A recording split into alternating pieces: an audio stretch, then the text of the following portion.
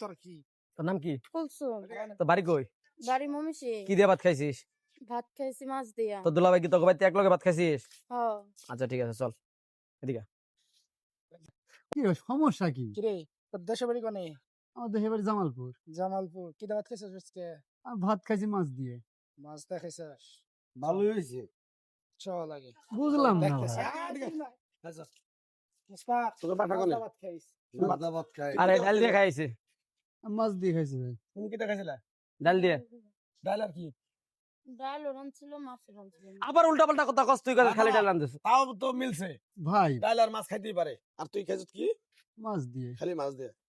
বুঝলাম না ভাই এরকম তাহলে করছেন কেন? তুই যে কইলি জামাত দিল শালি। হ্যাঁ শালি আমার। শ্বশুর বাড়ি বলে এক লগে খাওয়াই খাইছে তো ভাই। মিলে নাই। তখন খাওয়া দাওয়াই তো মিলে নাই তাহলে তোর এটা মিলে কি করে? আর পিঠা। এই শোন শোন আই সর সর।